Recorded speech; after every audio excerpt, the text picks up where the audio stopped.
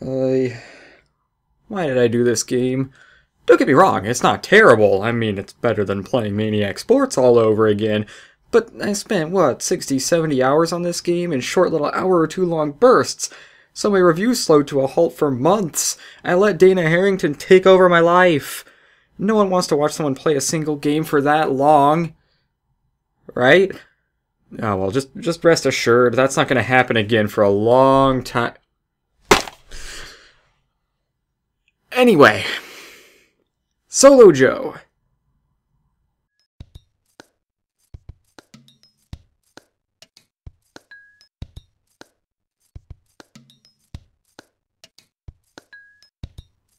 Made by Dana Harrington over the span of several years and billing itself as what is undoubtedly the world's only 8-bit rock-climbing adventure, Solo Joe is certainly a very different breed of game. I mean, the last game we played about rock climbing was in Maniac Sports, and heaven knows we don't need any more of that.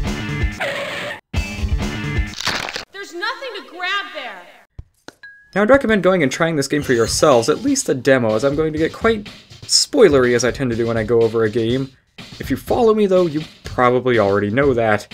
And half the fun of this game is trying to figure out everything, so if you spoil everything for yourself, it kind of ruins half the fun of playing it. So just keep in mind, the farther into the review I get, the more I'm probably going to spoil, but with that in mind, let's take a look at Solo Joe. So you do the first thing you do in any RPG, creating a character. Hey, it's already better than Maniac Sports. You have 3 stats and 3 characters, each of which specialize in one of the stats. Nothing exactly intensive for an RPG. I wasn't really thinking that much, I just gave myself balanced stats and picked the nerdy looking guy and off I went. Okay, that's not entirely true, but I'll explain when we get there. So after you make your character, you then get some exposition from, a mysterious climbing guru. Some kind of weird clone of Obi-Wan, I don't know. They never really explain who he is, so... whatever. You start with a basic rope, basic shoe rubber, 5 quick draws, and $150. From there, you go on your quest to find your father, Joe. You talk to your Uncle Bob, and you'll see a common running theme with this game. I'll loose all my gear. Great, thanks, Bob. In fact, let's just get that out of the way right now, so I don't have to bring it up again. If you can't write in the proper way, if you don't know how to conjugate, maybe you flunked that class, and maybe now you find that people mock you online. Okay, now here's the deal. I'll try to educate you. Gonna familiarize you with the nomenclature. You learn the definitions of nouns and prepositions. Literacy's your mission, and that's why I think it's a good time to learn some grammar. So now that we have that out of the way, what to do first? Well, get the guidebook. In fact, whenever you unlock a new area, get the guidebook.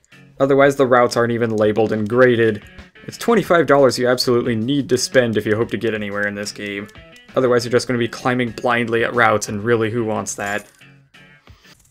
The controls are pretty simple. At first, it's just arrows to move. On the ground, you use Z to bring up the main menu, X to look over the routes, and C to look at your skills. On the routes, you hold Z and press the left and right arrows to scroll through your gear, and X to chalk up. Then you start climbing routes, making sure to keep an eye on the SEI, the sharp end indicator. Yeah, I don't really know if that name makes sense either, just roll with it. Basically, you want to use gear so that this doesn't turn red. Otherwise, your performance is going to take a major hit, especially with a low mental stat. If your energy or grip runs out, you fall. You chalk up to replenish grip, and the only way to restore energy is to find rest holds. At least for now, but we'll get to that later. At first, the routes are super simple. All you have to do is climb up to the top, clipping in along the way, but you soon learn that this isn't going to stay simple for very long. The main challenge on these routes are the Cruxes. Physical, balance, technical, and dead point. Oh wait, wrong Cruxes. Sorry, I'm a furry, that's the first thing I think of when I hear Cruxes. These are the Cruxes. The physical Cruxes require you to press in the direction the meter is pointing. In other words, the way you would need to go to fill it up. If the meter runs out, you fall. Later on, these change direction mid-crux and can drain faster. The higher your physical, the easier and less draining to your energy these become. Balance Cruxes have you using taps of the arrow keys to keep a ball from going into the red zone, which makes you fall. Do not try and hold the arrow keys, only tap them.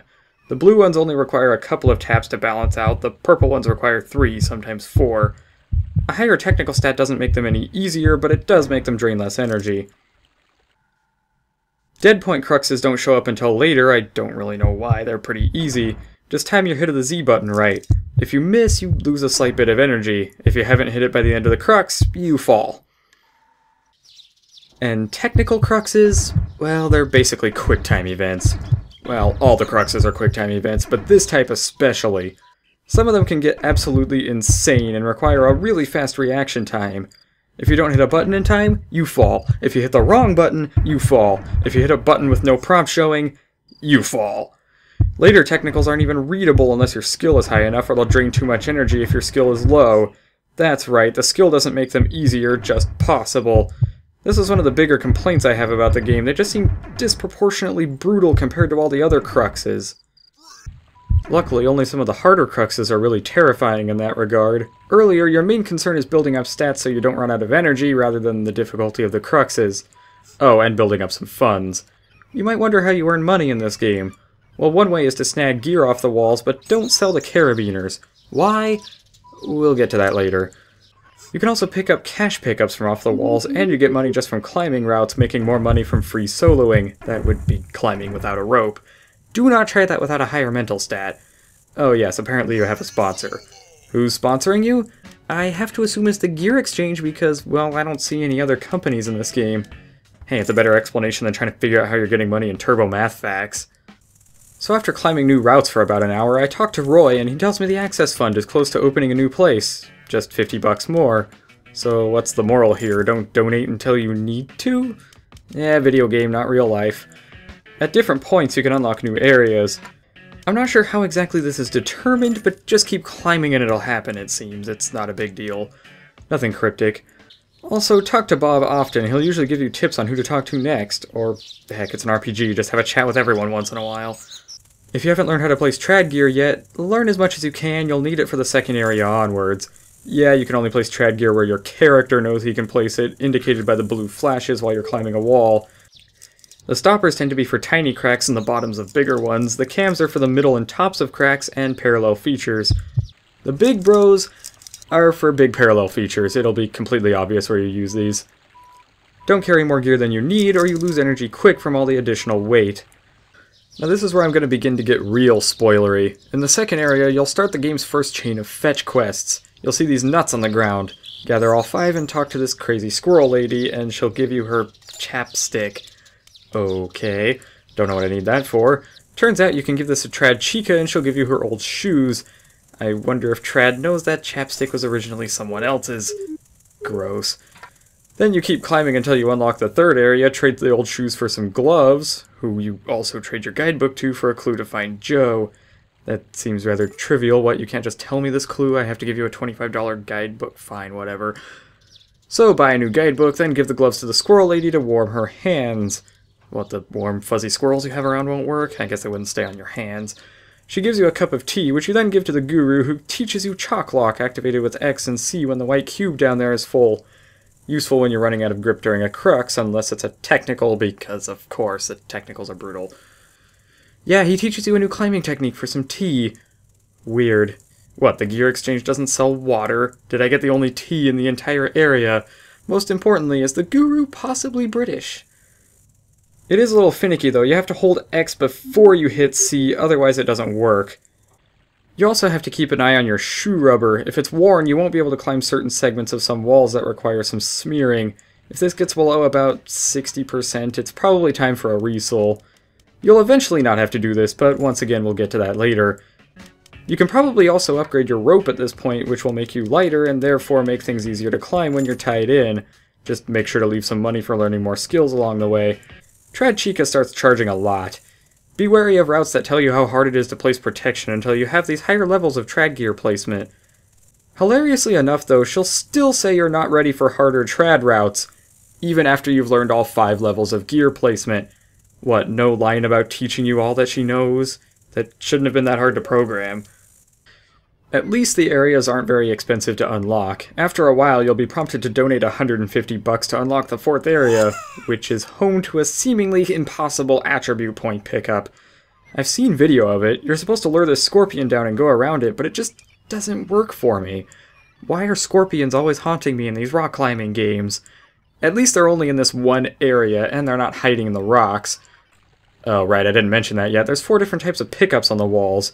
These are indicated by the 4 little lights on the left of your status bar. Cash and gear can be picked up even when you're falling, which is why you find cash and gear pickups off of the walls sometimes. And the attribute point and death minus pickups can only be obtained while still on the wall. Hilariously enough, some of these death minus pickups are in spots where you can very easily die just trying to get to them, therefore negating the whole purpose of picking it up in the first place. Oh, that's right, I never mentioned what happens when you die either, which you will since the climber can barely clip the ground and die. I'm not even kidding either, look at this! How does that kill you? I swung over the ground already, that's bullshit.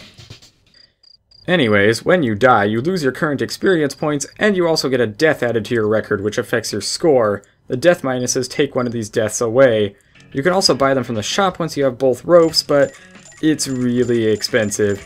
If you must, buy these much later if you really care about score that much.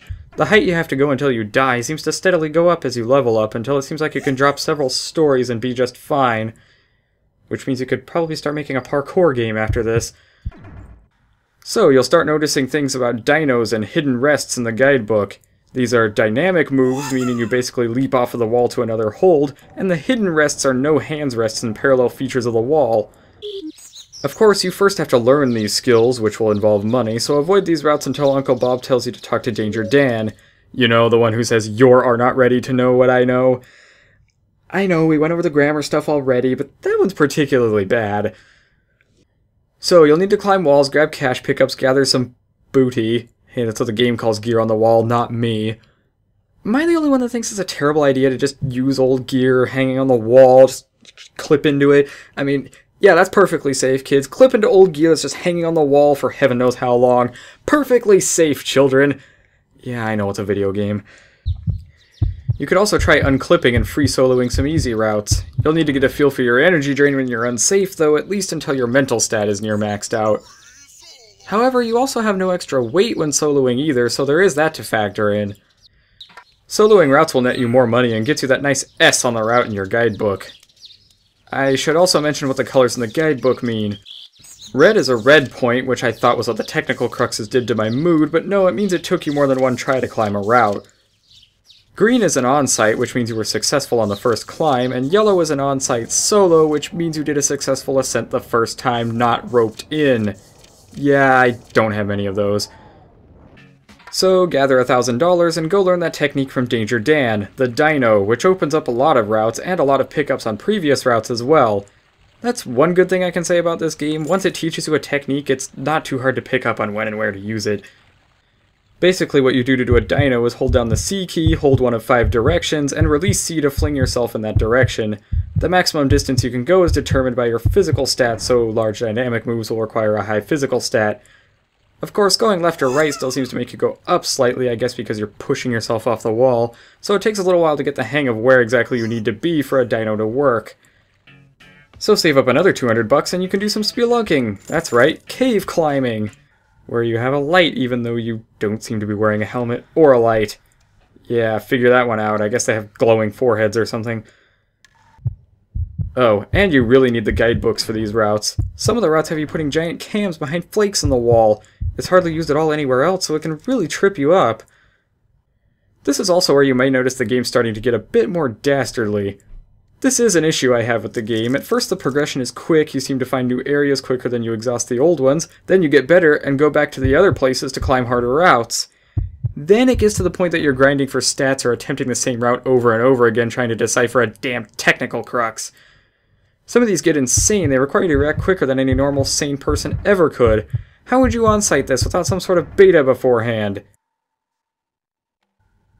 However, you do have something else to do while figuring out all these routes. By this point, you'll probably figure out you can trade 5 aluminum carabiners in for a silver beaner, and maybe you even collected one of the 5 gold beaners in the game. You'll be able to trade silver beaners into Lexi Leather for better shoe rubber, eliminating the need to resole your shoes entirely if you do this twice, and the gold beaners can be traded in for an extra light rope. These will take you a while to obtain. The gold beaners are hard to get, and you'll need a lot of aluminum beaners to get your rubber upgraded twice. 50 to be exact. This is why I told you not to sell the carabiners earlier. The aluminum beaners do regenerate, but the golden beaners do not, so if you sell one of the golden carabiners, you'll lose the opportunity to get your super light golden rope. Okay, I don't think it's actually golden, it's just gold colored, but whatever. So as you progress, do the routes your sibling challenges you to do, and keep finding clues, climbing routes like Gender Bender, Monkey Spank, and Crack is for Babies. I don't know, I would say these are weird, but search online for climbing route names, you'll find stranger ones out there. Later on, a chubby little kid manages to get himself stuck on top of a grade 510B route without a rope or anything. I mean, dang, that little kid's got some skills. Yeah, he's stuck up there now, but that means he managed to climb that in the first place. Eventually, you'll have to solo that to get him down and get another clue, but you likely won't be able to rescue the poor kid for a while. Don't know why they couldn't just get a ladder or something. All the cliff faces seem rather, you know, square. Shouldn't be too hard. Eventually, Danger Dan will finally offer to teach you another climbing technique. For $2 grand! Geez, I'm trying to find my father here. Can't I get a little discount? Or is that discounted? Who knows? But that means gathering up even more money! But once again, you need all the techniques, so do that and you'll learn the no hands rest done by holding the X key and then holding down. This technique seems a little iffy to me though, I don't know. It's a lot like the chalk lock where you have to hold X before you hold down or it doesn't work properly. And it's always a little questionable whether you can even use this technique in a parallel feature or not. Usually it tells you in the guidebook, but not always, and even if it does tell you, sometimes it's picky about where exactly you use it. Then Trad Chica will teach you more about trad gear for a measly $3 grand. Jeez, it's starting to feel like people are just extorting me around here. The last level is another 5,000 as well, but there's no internet access for me to get here just to learn all of this, so I have to earn more money, climbing more routes, probably learning the hard way what you can and can't do. You'll probably start wondering how long you've been playing. I'd clocked a good 10 hours and I still had 2 areas left to unlock. I figured I'd go rescue that kid, but the end of the route is a giant technical crux that's well into the death zone no matter how experienced you are. Well, great. This is one of those games where I say, yes, use Notepad or something. It'll help. A lot. Oh, great, it is turning into Maniac Sports! Eventually, you'll unlock HQ Mountain Pass, which actually has a few routes with a branching path, which is kinda cool, like a real cliff. But other than that, there's not too much that's different aside from more and harder routes. Oh, and one of the clues is on a 514B route in this area. Probably one of the higher grade routes in the entire game, and you have to solo it to get this clue. Not getting that for a while. There's also a Levi Betamax here that wants beta to the routes. I'll get to those in due time, kid. I have to do all of these routes anyways. Do a lot more climbing, and eventually Danger Dan will reveal that he has yet another technique to teach you. For only $4 grand. They're just milking my sponsorship for all it's worth, aren't they? Turns out it's just an upgrade to your dino. A super dino, as the game calls it, just meaning you can go further with the same physical stat. It's necessary later, trust me, you'll be flinging yourself some ridiculous distances. Then I climb for a while longer and Uncle Bob starts talking about feathers. What? Great, now he's just talking nonsense rather than giving me hints. After a while, you'll be able to unlock what is seemingly the final area. If you read the manual, you'll know it's not since there's no deep-sea soloing yet. Yeah, the manual is a spoiler, but the idea behind this area is still kinda cool. They're bouldering routes, hardly ever leaving your safe height, so each route is generally a short, challenging route that throws a lot of cruxes at you, which I thought was kind of fun, mix things up a little bit. However, my BS-ometer started red pointing when I got to this particular route, which requires you to dino at an unsafe height. Unless you have a lot of stats, which you probably should have to climb this route. Even worse, it has a really bad technical crux that absolutely will kill you if you fall, with no exception. You can't tie in at all because this is the bouldering area. To make it even worse, you absolutely have to do this route because there's a clue up there necessary to finish the game. So you can't even opt to leave this route alone. You're going to die a whole lot just trying to cipher this damn technical crux. This route is the prime example of why I think the technical cruxes in this game should die in hellfire. Yes, there is harder technical cruxes in other places, but at least you can tie in, or way later on you'll just fall harmlessly into water. Here you have no choice but to die, and die, and die, and die, and die, and die, over and over and over and over and over again. This route can eat my balls. But, other than that little tidbit, I actually quite like the idea behind this area. If you get this far, there's only a few more things to do. You've probably already bought all the skills that require money, so for now, just concentrate on climbing. If you haven't collected all 5 gold beaners or enough aluminum beaners to upgrade your shoe rubber all the way, go for that too. You also figure out that Uncle Bob isn't going crazy, he brought up feathers for a reason. Now you have an item you can't use. You know what that means. Another giant train of improbable trades! The guru now saying that he's hungry rather than thirsty like last time only confirms this. You might think you should go for all the clues now, but some of the clues are in really hard places, so it's good to do these side quests, so to speak, to continue to build your stats. To do this trading chain, you will have to get a clue, though. Saving Miss Priss's brother, the kid I was talking about earlier, is necessary. She'll give you a clue, and she's also the one you trade the feather to. Obviously, she's not going to be thinking about trading while her brother is in trouble. After you save him, you'll be able to trade the feather for sunglasses, which Uncle Bob says you're not cool enough for. Ouch. Bob, we're gonna have to not talk to each other for a little while. So who would need these sunglasses? No, not him. Though he is kind of similar to Danger Dan, isn't he? Anyways, no, you go to Radman, who will give you a clue after you solo all the routes in his area and chase the seagulls off. So that's 3 clues you get from people and 7 you find on the routes.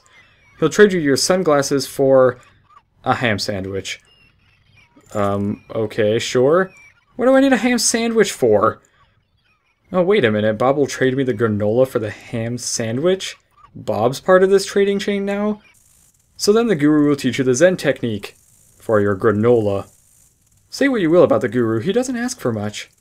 Though that does beg the question, would the ham sandwich have worked if the guru was hungry? Probably not, so is the guru vegetarian? Or is he vegan? Is this like Scott Pilgrim and this is where he gets his guru powers from? Is the guru a British superpowered vegan? I hope that tea didn't have any milk in it. Ah, right, the technique. When you press X and Z, and again you have to hold X before you press Z, Zen will refill your energy meter some. Obviously this is very helpful. It seems to take forever to recharge on its own compared to the chalk lock, but you can go to the guru and achieve Zen for $100. Yes, now you too can achieve enlightenment for only one easy payment of $100. Weird. I guess even a mysterious climbing guru needs a bit of money too. So, keep climbing routes and looking for whose clues? Joe's Clues, Joe's Clues. Right, Joe's clues. After a while longer, Uncle Bob will just start randomly talking about a unique blue flower near Sin Rocks. Of course, nothing Bob says is ever random, so guess what time it is? It's time for another long improbable series of trades! Yay! Oddly enough, this one is pretty easy. The flower's just sitting on the ground. So pick this almost certainly endangered flower, you trade the flower in for an ATC, Bob will give you an old figure 8 for it. If you don't know what an ATC or a figure 8 is, just look up belaying gear. You should already know someone who would like old climbing gear by this point, so trade the old figure 8 for a ball, give the ball to that kid you saved who gives you a dumb toy, which is a Rubik's Cube. I guess the kid's not the puzzle-solving type, though to be fair, I could never solve one of those damn things either. Oh great, now Uncle Bob's calling me dumb. I don't see you doing these technicals. And you wonder why I never talk to you anymore, Bob. Anyway, we'll continue to ignore Uncle Bob and give that to Levi Betamax, who will give you a knife. What he's doing with a knife, I have no idea. Danger Dan gives you a GPS for the knife because he wanted to trim the bad ends off of one of his climbing ropes. I think you should probably just get a new rope, Danger Dan. I try to give the GPS to Radman since he says he lost his dog, but I guess that's his dog that was lost and not him, so that won't do much good. The crazy squirrel lady will let you adopt one of her squirrels for the GPS, because she needs the GPS for... You know, I never really figured out why. Radman will give you a book for the pet squirrel, and the guru will teach you Super Zen for the book, which fully instead of partially restores your energy. Good thing this isn't an adventure game and your inventory has a grand total of 1 item, otherwise you'd never be able to figure this crap out. So by now you know every technique there is in the game, and all that's left is to finish the routes your sibling challenges you to do, get beta for Levi Betamax, and finish collecting all the clues. If you manage to have terrible luck like me, though, you may find a slight teensy tiny problem with that, though. See, I could have sworn that I collected all the clues, but I kept being told that there was 1 left, so I was continually talking to everyone and eventually climbed and soloed every route available to me. Nothing. I knew there had to be something else. The manual talked about deep sea soloing, and I hadn't run into that yet. Like I said, the manual's a spoiler. Stumped, I finally contacted Dana Harrington, sent my save file, and was told that I had glitched the game and was sent a fixed save file. I guess the only advice I can give is make sure the clue counts when you collect it before you save. Unless this gets fixed in the future anyways. I mean, I'm glad the developer was able to help and all, but that seems like a basic function you would get down before you ship it out.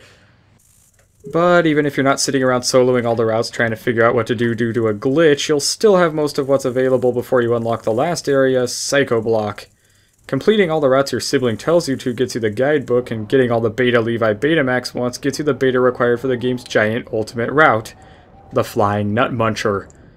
Yeah, it sounds like some weird, terrifying flying squirrel character in the corners of the furry fandom that are best to ignore, but I think it's actually a rock climbing website somewhere. If you were tired of dying before, though, no worries, you'll just land with a harmless splash in this new area, which is quite a relief, but these new routes are hard, not that I expect them to not be hard, it is the final area. You'll have to have stats over 100 to succeed, and yes, your stats go as high as you want them to, though your mental stat does not need to be this high. Your physical and technical, though, yeah, keep building those up, you're gonna need those. You know something? Shouldn't there still be cracks and stuff in the walls? I mean, I know there's no need for protection anymore, but it looks weird to have such smooth cliff faces compared to all the other routes. Maybe it's water erosion, I don't know. By the way, I know this is a nitpick, but when you do a combination crux, you have two of the heartbeats slightly off from each other. It resonates in a really painful way. Then again, it could be worse. Yeah, never mind, continue on. So after doing pretty much all of the big insane routes Psycho Block had to offer, including this wall which splits off into all 6 different routes, which is pretty awesome actually, you'll finally have one more challenge, the Flying Nut Muncher, which Joe is on top of. Darn it, and here I thought Joe was the guru this whole time. Now, if you don't mind a super major spoiler, come on down! You're the next contestant on Where the Hell Am I Supposed to Climb? And no, absolutely none of this is easy. You could probably play this game on a lot of Psycho Block routes, but this one is truly and utterly insane. So just to start with, you have 3 initial paths, one going up and 2 paths off to the right, an upper and a lower. The upwards path is a dead end, no matter which way you dino, you fall. So that's not it. The middle path seems great until you're swarmed by Cruxes, so that's not it either.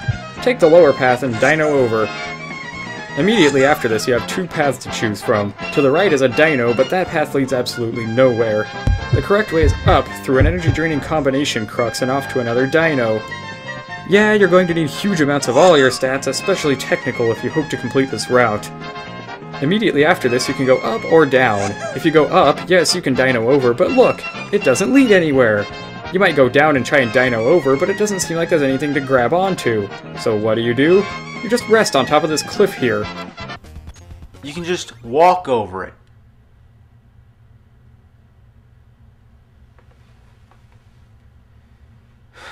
You are scum. Yeah, this route actually works in pieces. Phases, if you will. Except you start all over if you fall, so there's no checkpoints or anything. You still have to do it in one go. Most routes would be finished by now, but here, it's just Phase 1. The left route is the easiest to climb up, but it leads to a dead end and you can't seem to dino anywhere. So where to now, numbnuts? Climbing all the way to the right takes you through a barrage of Cruxes. The middle path is the way you need to go, but it's very picky about how you climb it, so it's really easy to think that that's just the wrong way. That's great, right? The next parts are pretty easy if you've done previous routes. Some Cruxes, a somewhat sly no-hands rested and easily doable dino, along with a really powerful physical Crux. But now what? Where the hell do I climb? Well, if you head up, you can dino every which way, but you'll get absolutely nowhere. If you head down, you can stand on the cliff, but you can't climb up or down anywhere else from here either. By now you're thinking, where else is there? And don't tell me you can just fucking walk over it. Well, actually, you sort of do. You see, on Psycho Block, you can actually jump off the sides of the cliff since you just fall into water. I thought it was kind of a joking thing to add some humor, but no, this is actually required. You're supposed to leap off the side of the cliff, and then you can continue on. How in the world is someone supposed to think to just take a literal leap of faith off the route they're in the middle of climbing? Especially when it takes so long just to get up there! Ah! After that, though, the rest of the route is rather easy to find your way through. Head the long way around here if you want to skip a technical crux, which trust me, you do. Work your way around through the Cruxes, and once you get to this last combination Crux, you're pretty much home free unless the route decides to be finicky near the top, because this game seems to be determined to make me spend more time here on this one route than all of Mondo Rock. Say what you will about Maniac Sports, at least it was short. So what kept Joe all this time? Was he stuck up here? Did he get lost at Psycho Block and needed someone to find him? No, he just got distracted with all the new routes. Really?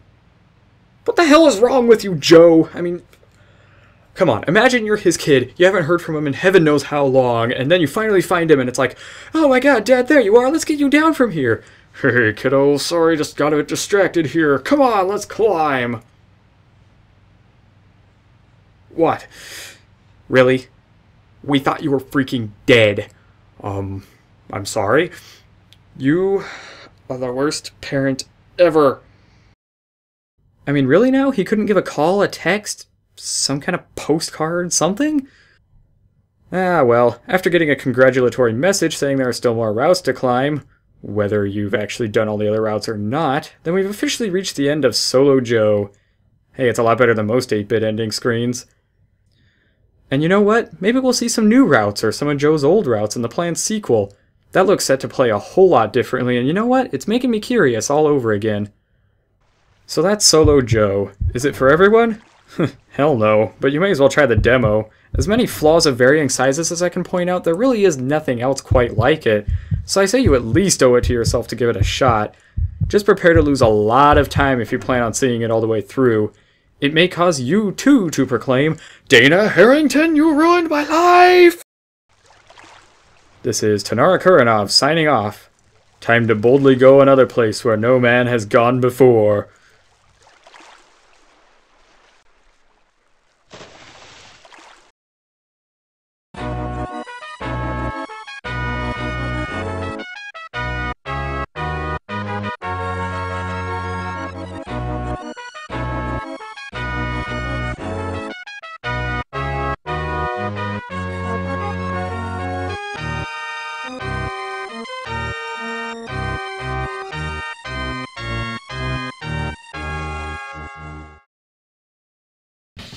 Oh, hello there again. Since you watched to the end of the video, here's a few cheats for the name entry screen, courtesy of the Solo Joe Facebook page.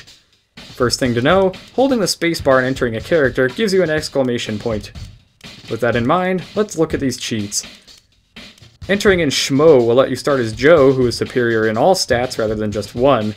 People still talk about finding Dad though, which is kind of weird. Hey, I am your father, take a look! Bazooka will start you with a ton of gear. I guess it's a reference to Bazooka Joe. Cool will start you with all the game's skills.